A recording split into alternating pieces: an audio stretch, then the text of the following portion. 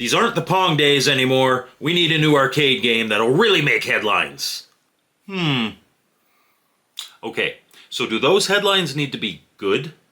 I mean, I prefer it. But, and follow me on this one, as long as there are headlines, people will want to play the game, right?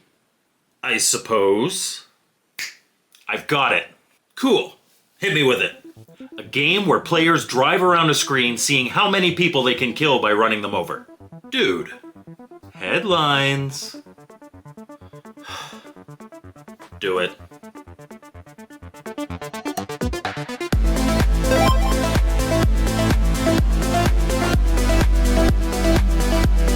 Welcome to Mike's Gaming Gala. I'm Mike, and this week we're looking at Death Race for the Intellivision by Collector Vision.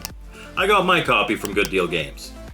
Death Race comes in a professionally printed box with manual, 2 overlays, and a recycled cartridge. We all know how I feel about recycled carts, but we won't dwell on that.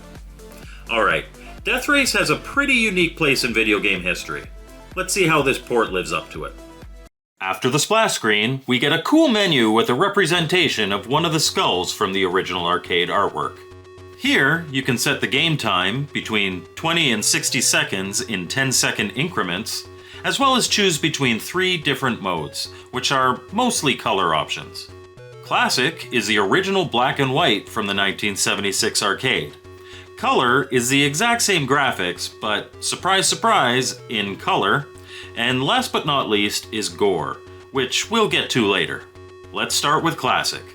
Pressing 0 on the number pad begins the game, and it's time to start driving. In Death Race, you play as a car whose goal is to run over as many gremlins as you can during the time limit. Gremlins. They look like people, they scream like people, and they get grave markers like people.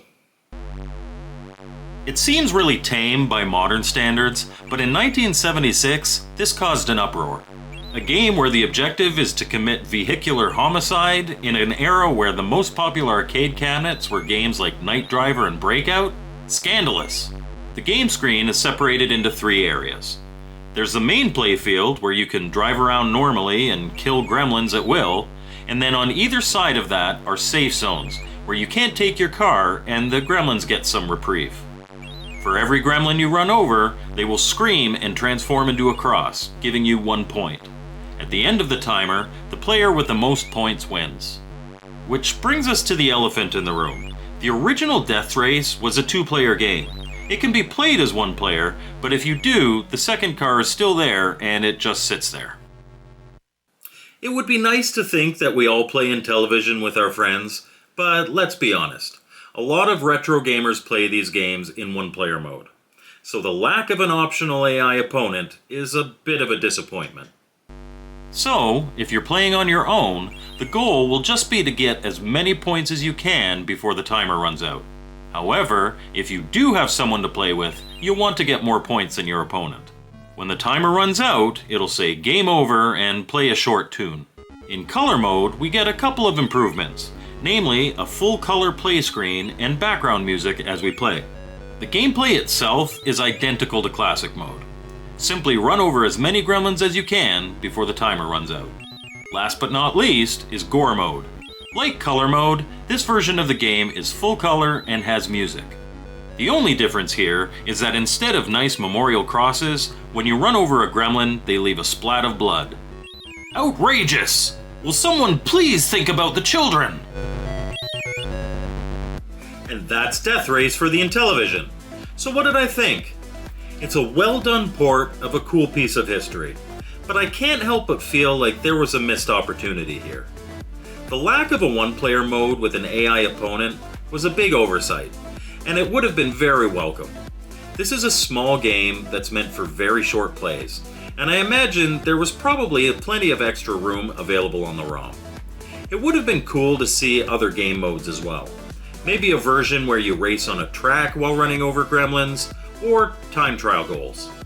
Despite that, what we have here is very true to the original, and does have options that give some extra value. The result is something that, while it's neat to have as part of a collection, is really only good for 10 to 20 minutes of play now and then. If you're playing 2-player, it's definitely better and you might get some more out of it. If you really like Death Race or have always wanted to play this piece of history, it's worth a buy. Otherwise, I think there are more engaging options out there in the homebrew world. Thank you so much for watching my video. I hope you liked it. As always, I've got all my contact information on the screen, and we'll see you next time at Mike's Gaming Gala.